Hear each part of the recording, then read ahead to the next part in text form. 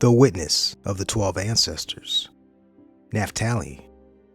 Chapter 1. A copy of the Testament of Naphtali, which he decreed at the time of his death in the 132nd year of his life.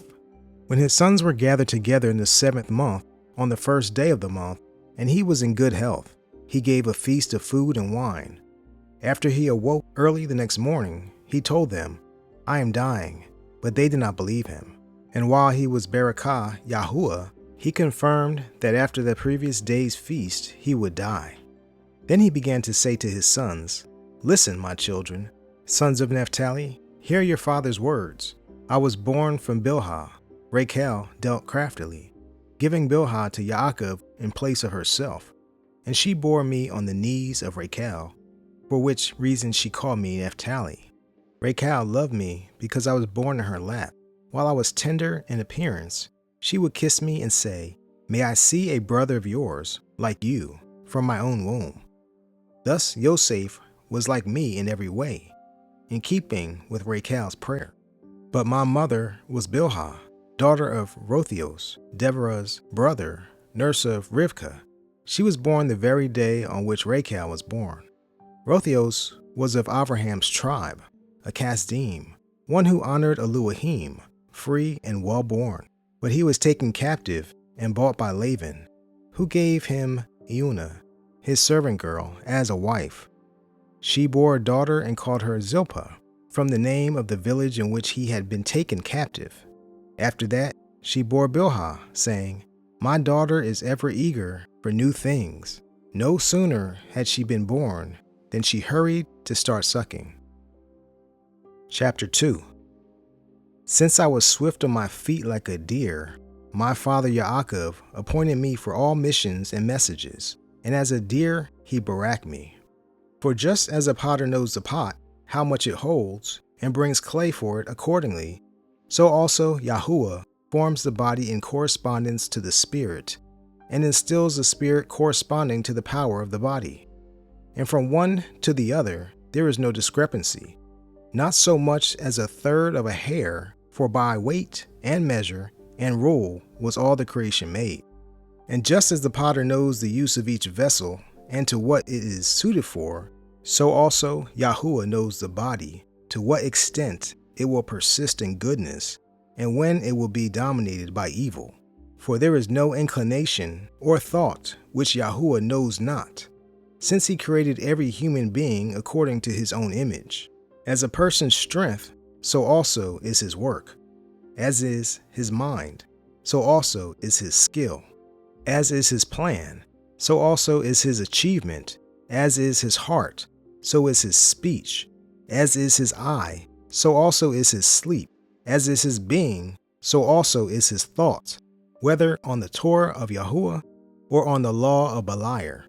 As there is a distinction between light and darkness, between seeing and hearing, there is a distinction between man, and between woman and woman. And it is not to be said that the one is like the other, either in face or in mind. For Elohim made all things good in their order. The 5 senses in the head, to the head he attached the neck, in addition to the hair for the enhancement of appearance, then the heart for understanding, the belly for excretion from the stomach, the windpipe for health, the liver for anger, the gallbladder for bitterness, the spleen for laughter, the kidneys for craftiness, the loins for power, the lungs for drawing in air, the hips for strength, and so on.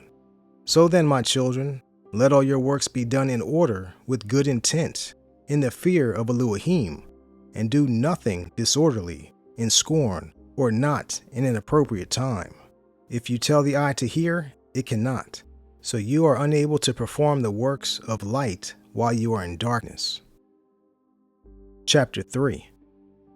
Do not strive to corrupt your actions through covetousness, or to beguile your beings by empty phrases, because if you keep silence in purity of heart, you shall understand how to hold fast the will of Elohim, and to cast away the will of Beliar. Sun, moon, and stars do not alter their order, This you should not alter the Torah of Elohim by the disorder of your actions. The Gentiles, because they wandered astray and forsook Yahuwah, have changed the order and have devoted themselves to stones and sticks, patterning themselves after wandering spirits. But you, my children, shall not be like that. In the firmament, in the earth, and in the sea, in all the products of his workmanship, discern Yahuwah, who made all things, so that you do not become like Setham, which departed from the order of nature. Likewise, the watchers departed from nature's order. Yahuwah pronounced a curse on them at the flood. On their account, he made the earth without inhabitants and fruitless. Chapter 4. I say these things, my children, because I have read in the writing of Kodesh Kanuk that you also will stray from Yahuwah, living in accord with every wickedness of the Gentiles and committing every Torahless act of Setham. Yahuwah will impose captivity upon you. You shall serve your enemies there, and you will be engulfed in hardship and difficulty until Yahuwah will wear you all out. And after you have been decimated and reduced in number, you will return and acknowledge Yahuwah your Elohim. And it shall happen that when they come into the land of their fathers, they will again neglect Yahuwah and act impiously. And Yahuwah will disperse them over the face of the whole earth until the compassion of Yahuwah comes, a man who effects righteousness, and he will work mercy on all who are far and near. Chapter 5. In the 40th year of my life, I saw on the Mount of Olives, east of Yerushalayim, that the sun and the moon stood still. And behold, Yishkak, my father's father, was saying to us, Run forth, seize them, each according to his capacity. To the one who grasps them will the sun and the moon belong. All of them ran, but Lewi seized the sun, and Yahudah, outstripping the others, grasped the moon. Thus they were exalted above others. Lewi became like the sun. A certain young man gave him 12 palm branches, and Yahudah became luminous like the moon, and 12 rays were under his feet. Then running towards the others, Lewi and Yahudah seized them. And behold, there was a bull on the earth with 2 great horns, and an eagle's wing on his back. They tried to lay hold of him, but were unable. But Yosef overtook them, and seized him, and went up with him into the heights. And I looked, since I was there, and behold, a Kodesh writing appeared to us, which said, Asher, Mathites, Parasians, Elamites, Galatim, Kassidites, Arameans, shall obtain a share in the 12 staffs of Yasharal through captivity, shall possess in captivity the 12 tribes of Yasharal. Chapter 6. And again, after the 7 months, I saw our father, Yaʔaqob, standing by the sea at Yamniah, and we, his sons, were with him. And behold, a ship came sailing past, full of dried fish, without sailor or pilot. Inscribed on it was, The Ship of Yaʔaqob. So our father said to us, Get into the boat. As we boarded it, a violent tempest arose, a great windstorm, and our father, who had been holding us on course, was snatched away from us. After being tossed by the storm, the boat was filled with water and carried along on the waves until it broke apart. Yosef escaped in a light boat, while we were scattered about on 10 planks. Lewi and Yahudah were on the same one. Thus we were dispersed, even to the ends of the earth. Lewi, putting on sackcloth, prayed to Yahuwah on behalf of all of us. When the storm ceased, the ship reached the land, as it were in peace.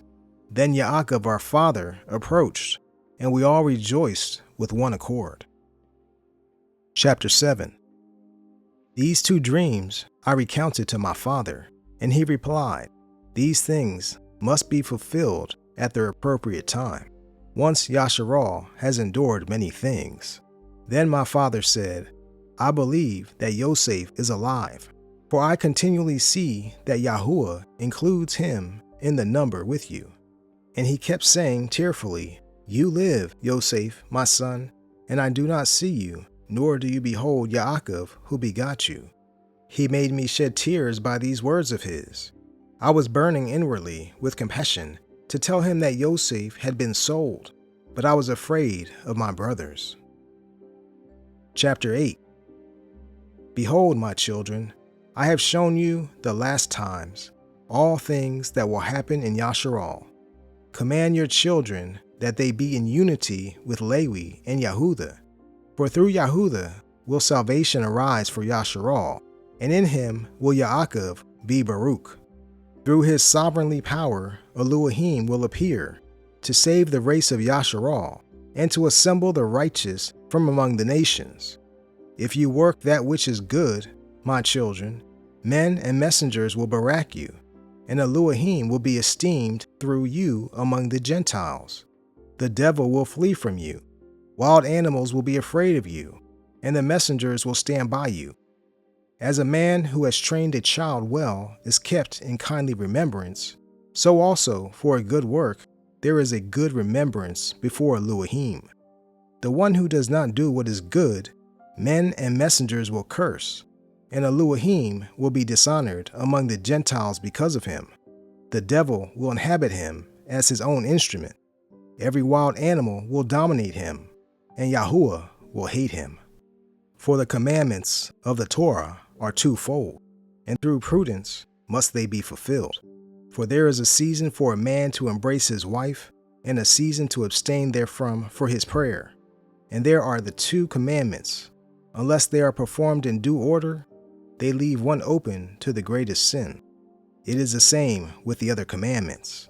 So be wise in Yahuwah, and discerning, knowing the order of his commandments, what is appointed for every act, so that Yahuwah will love you.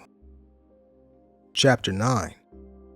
He gave them many similar instructions, urging them to transfer his bones to Kivron and bury him with his fathers.